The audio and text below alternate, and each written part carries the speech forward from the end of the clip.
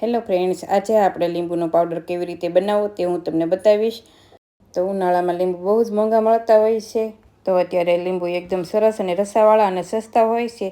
તો અત્યારે તેનો પાવડર બનાવીને આપણે સ્ટોર કરી શકીએ છીએ. આ પાવડર લાંબા સમય સુધી સારો રહે છે અને ઉનાળામાં જ્યારે આપણે શરબત બનાવવું હોય ત્યારે અડધી મિનિટમાં શરબત બનીને તૈયાર પણ થઈ જશે. તો લીંબુ આ રીતે મોટા અને પતલી સાઈઝના લીંબુ લેવાના, એટલે તેમાં વધારે રસ હોય છે. જો તમે લીલા લીંબુ લેશો તો શરબત છે તે કડશું બનશે, એટલે આ રીતે પીળા એવા લીંબુ લેવાના. તો હવે આ રીતે લીંબુને બધા કટ કરી લઈશું.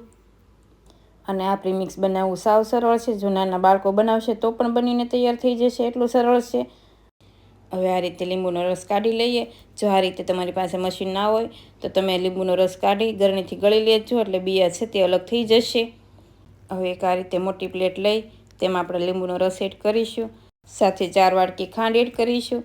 જે આપણે લીંબુના રસનું માપ લીધું છે એ જ વાટકીથી 4 વાટકી ખાંડ એડ કરવાની. તો તમારે ઘરમાં રહેલી કોઈ પણ 1 વાટકીનું માપ સેટ કરી લેવાનું.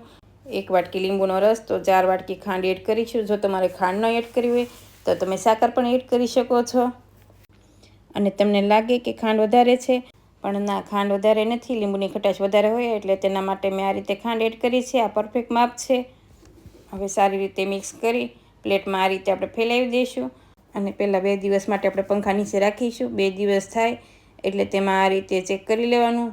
જો તમે જોઈ શકો છો 2 દિવસ થઈ ગયા છે અને થોડું અંદર થીક એવું થઈ ગયું છે, તો આપણે તેને સ્પૂનથી આ રીતે સ્પ્રેડ કરી લઈશું. હવે આ રીતે સ્પ્રેડ થઈ જાય એટલે ફરી 2 દિવસ માટે પંખા નીચે રાખીશું. અને આ મિશ્રણને તડકામાં નહીં રાખીએ. જો તડકામાં રાખીશું તો ખાંડ છે તે ઓગળી જશે અને તેનો પાવડર નહીં બને. એટલા માટે પંખા નીચે જ રાખીશું. અને વધારે પડતો તડકો પડવા લાગે ત્યારે પણ આ પ્રીમિક્સ નહીં બનાવવાનું. ત્યારે આપણે પંખા નીચે રાખીશું તો પણ ઓગળી જશે ખાંડ અને પ્રીમિક્સ બરાબર નહીં બને. તો ઉનાળાની શરૂઆત થાય તે પહેલાં આપણે આ પ્રીમિક્સ બનાવીને તૈયાર કરી લેવું. હવે ફરી 2 દિવસ થઈ ગયા છે તો આપણે પ્રીમિક્સ ચેક કરી લઈએ. તમે જોઈ શકો છો પ્રીમિક્સ સાવ કોરું પડી ગયું છે. તો આ રીતે સ્પૂનથી સ્પ્રેડ કરી લઈએ. તો આપણે 4 દિવસ જેવું પંખા નીચે રાખ્યું એટલે પ્રીમિક્સ સાવ કોરું પડી ગયું છે અને પરફેક્ટ પાવડર બને તેવું પણ બની ગયું છે. અને વચ્ચે 1 થી 2 વાર ચેક કરી લેવાનું.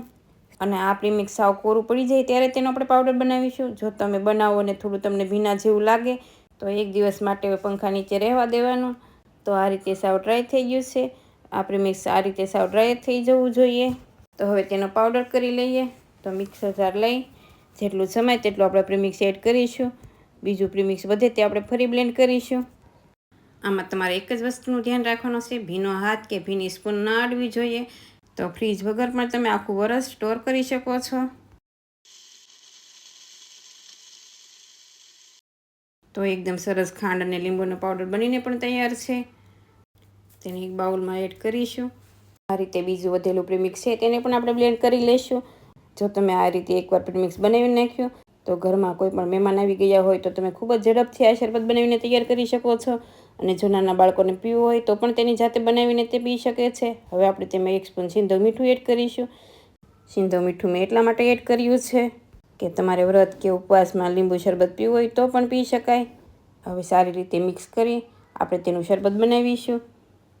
તો ગ્લાસમાં 2 સ્પૂન જેટલું પ્રીમિક્સ એડ કરીશું. આ પ્રીમિક્સ તમારે જેવું શરબત ગળ્યું ખાટું મીઠું બનાવવું હોય તે પ્રમાણે એડ કરવાનું. હવે તેમાં ઠંડુ પાણી એડ કરી જો તમારે આઈસ એડ કરવું હોય તો પણ આઈસના ટુકડા પણ એડ કરી શકાય. હવે ગુલાબના ફૂલને મેં સૂકવી દીધા હતા તે આપણે લઈશું. આ મારા ઘરે ફૂલ પાંદડી આવે છે તેને મેં સૂકવી દીધા હતા. આ ગુલાબની સાઈડે જ સૂકવવાના. અને જો તમારે પ્રીમિક્સમાં એડ કરવા હોય તો તેને બ્લેન્ડ કરી ઝીણો પાવડર કરી તેમાં એડ કરી શકાય. અને આ શરબતમાં તમારે પુદીનાનો પાવડર કે મરી પાવડર એડ કરવો હોય તો પણ કરી શકાય. અને કંઈ પણ નહીં એડ કરો તો પણ ખૂબ જ સારું એવું શરબત બને છે. હવે આ પ્રીમિક્સને કોઈ પણ કાચની બોટલ કે એરટાઇટ બોટલમાં ભરી 1 વર્ષ સુધી તમે સ્ટોર પણ કરી શકો છો. જો તમને આ રેસીપી કેવી લાગી, જો રેસીપી ગમી હોય તો વિડીયોને લાઇક કરજો, શેર કરજો અને મારી ચેનલને સબસ્ક્રાઈબ કરજો. અને બાજુમાં આપેલી ઘંટી દબાવજો એટલે નવી નવી રેસીપીઓના નોટિફિકેશન આવે. Thank you for watching.